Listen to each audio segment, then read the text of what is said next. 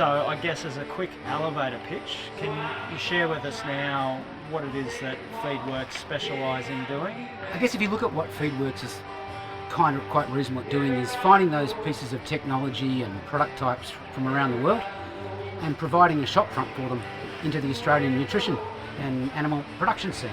So we get across most areas: beef, lamb, dairy, swine, poultry. You've obviously played a big role in educating many people over the journey. Even in my 7 years in the family business at Reid Stockfeeds, I've seen you train many of our guys that have come through the system over that period of time. What do you get out of that?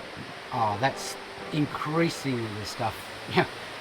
Now that I'm 57 and I'm not 47 and 37 and 27, at this stage of my career... And to be honest, you don't look a day over 40 here. Well, thanks, bloke. You're pretty kind. 2 peas in a pod.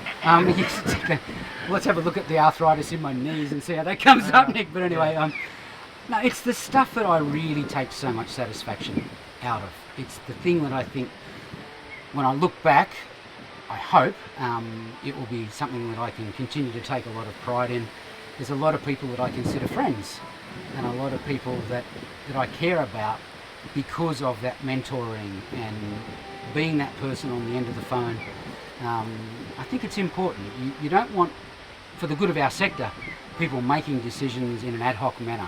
And when you're at the start of your career, sometimes you find yourself in a circumstance that's challenging, and you need to be able to say to the client, guys, I'm not sure about that in this next 5 minutes, but I will give you an answer. Give me an hour or so. And that's important. I didn't always have that as a young person, coming through. I don't want anybody to have to learn in quite the same manner that I learned, with quite the same scars. So it's something I'm proud of. I hope to keep doing it.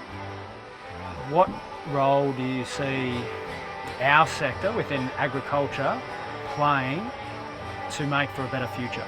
In the ruminant side of things that I play in, the methane space is something that we can absolutely do things on rapidly. And we've been working with a Swiss company called Agalin for probably 10 years, more than that, but let's call it 10 years. They've been saying to us, hey, yeah, we've got this product that's good for a litre or so of milk, and it's good for some milk solids, but it reduces methane about 15%. And it does it very sustainably, and it's quite cost effective.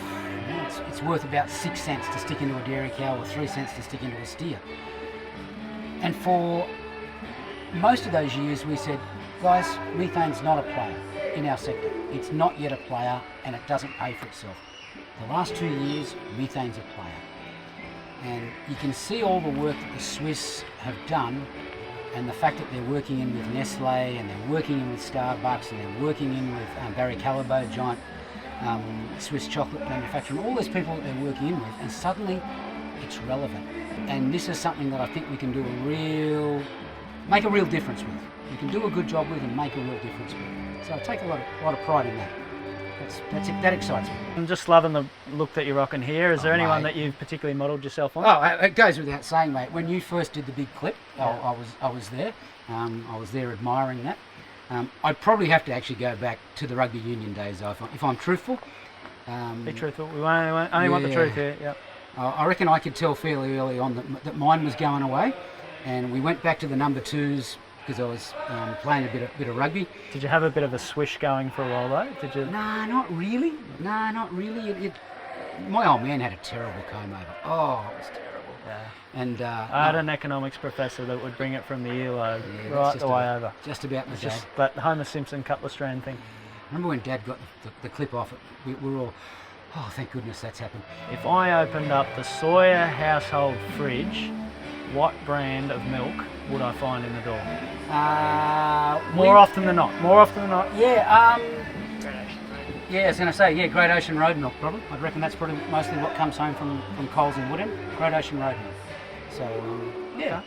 Any particular reason? Supermarket.